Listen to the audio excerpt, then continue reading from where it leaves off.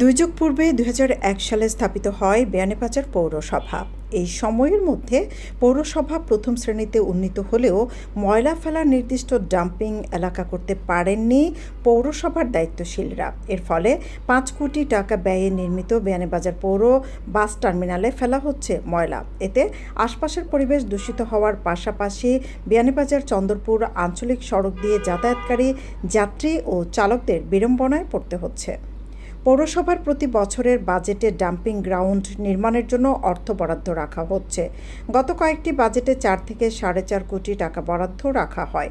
সর্বশেষ ২০২৪-২৫ অর্থ বছরে ৫ কোটি টাকার বাজেট বরাদ্দ রাখা হয়েছে। পৌর কর্তৃপক্ষ বাজেট বরাদ্দ রেখেই তাদের দায় সারছে, কাজের কাজ কিছুই করছে না। এর ফলে পৌরসভার বিভিন্ন এলাকায় ময়লা ফেলে পরিবেশ দূষণ করা হচ্ছে। এর মধ্যে অন্যতম পৌর বাস টার্মিনাল। হলমার্কযুক্ত খাঁটি সোনার নিশ্চয়তা দিচ্ছে সততা জুয়েলার্স। বিয়ের গহনা, চুড়ি, ব্রেসলেট, টিকলি, দুল, হাতের বেঙ্গল, আংটি, বিদেশি চেইন, টপ, ডায়মন্ড ও সোনার নাকফুল। বিশ্বস্ততাই আমাদের অহংকার। সততা জুয়েলার্স, আজির মার্কেট, প্রথম গলি, বিয়ানীবাজার, সিলেট। গত ৪ থেকে ৫ বছর থেকে বাস টার্মিনাল এলাকায় ময়লা ফেলছে পৌরসভা। লাসাইতলা এলাকার পার্শ্ববর্তী হওয়ায় দরিদ্র এলাকাবাসী বিগত সময়ে প্রতিবাদ জানিয়ে আসছেন। ৩ বছর পূর্বে পৌরসভার একাংশ মাথিউরা, তেলপাড়া ও কুড়ারবাজার ইউনিয়নবাসী সড়ক অবরোধ করে উন্মুক্ত স্থানে ময়লা ফেলা বন্ধের দাবি জানান, কিন্তু জনদুর্ভোগ চরমে পৌঁছে সড়কে পাশে ময়লা ফেলায়। এতে গ্রামবাসী ও সড়ক দিয়ে যাতায়াতকারীরা ভোগান্তিতে পড়েছেন।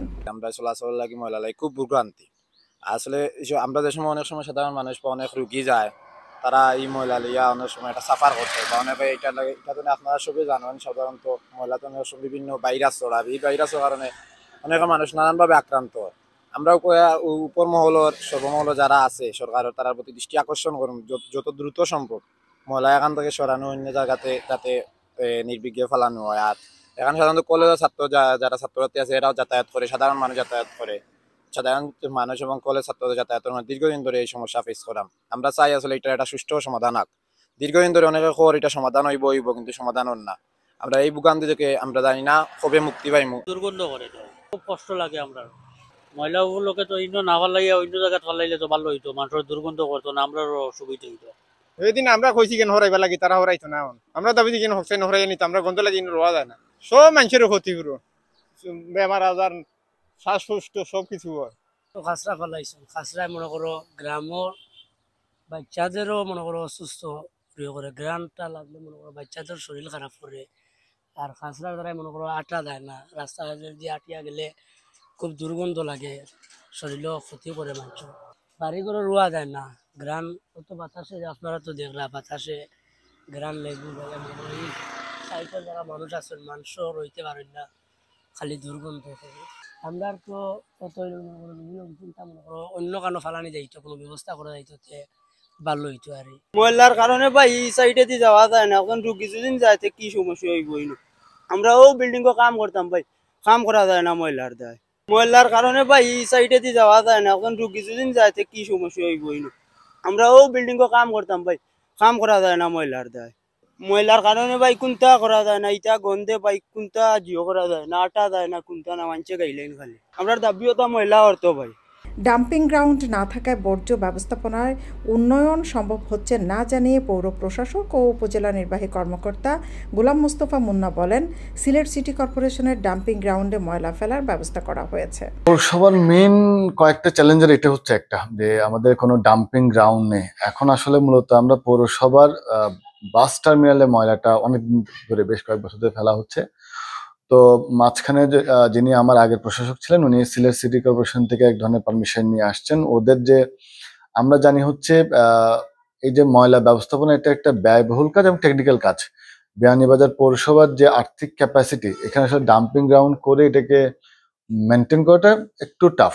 সেজন্য আমরা আপাতত যতদিন পর্যন্ত আমাদের নিজস্ব ক্যাপাসিটি হচ্ছে না, সিলেট সিটি কর্পোরেশনের এদের হচ্ছে সর্বাধুনিক বর্জ্য ব্যবস্থাপনা ইউনিট আছে, আমরা সেখানেই এই ময়লাটা নিয়ে যাব। আমরা আশা করছি আগামী রবিবার সোমবার থেকে আমাদের যে ডাম্পিং গ্রাউন্ডে ট্রাক টার্মিনালে যে ময়লাটা আছে সেটার একটা বড় অংশ চলে যাবে এবং ক্রমাগতভাবে এখন থেকেই মাসে 2 বা 3 বার যখনই প্রয়োজন হবে তখনই আমরা এই জায়গায় জমিয়ে বাকি ময়লাটা আমরা সিটি কর্পোরেশনের ডাম্পিং গ্রাউন্ডে নিয়ে যাব। তিনি বলেন, বাস টার্মিনাল এলাকার দক্ষিণ পাশে ময়লা ফেলা হয়ে আসছিল। ভুক্তভোগী এলাকাবাসী অভিযোগের বিষয়টি বিবেচনা করে ময়লা টার্মিনালের আঙ্গিনায় ফেলা হচ্ছে। দেখতে পাচ্ছি আসলে যে মানে ওই এলাকার যে পৌরবাসী ওনাদের অভিযোগ আছে, এটা বাস্তবতা যে ময়লার ফলে এক ধরনের জনস্বাস্থ্যের উপর নেগেটিভ ইম্প্যাক্ট পড়ছে। সেটা মাথায় রেখে আমরা অলরেডি কেরোসিন বা ব্লিচিং লোকাল টেকনোলজির মাধ্যমে যতটুকু সম্ভব ম্যানেজ করার চেষ্টা করছি, যেটা আপনাকে আগেও বললাম। আমরা আশা করছি আজকে বুধবার, আগামী রবি সোমবারের মধ্যে এই ময়লাগুলো ট্রান্সফার করা শুরু হবে। তখন জনসাধারণ আশা করি স্বস্তি ফেরত আসবে। পৌরসভার বাজেটে অর্থ বরাদ্দ রেখে দায়সারা কাজ থেকে বেরিয়ে এসে পৌর কর্তৃপক্ষকে আধুনিক ডাম্পিং গ্রাউন্ড স্থাপনের মাধ্যমে পৌরসভাকে পরিচ্ছন্ন নগরে উন্নীত করতে হবে। এটি বাস্তবায়ন হলে পৌরসভা ও আশপাশ এলাকার জীবনমান উন্নয়ন হবে। সৈয়দা আখি হক, এবিটিভি।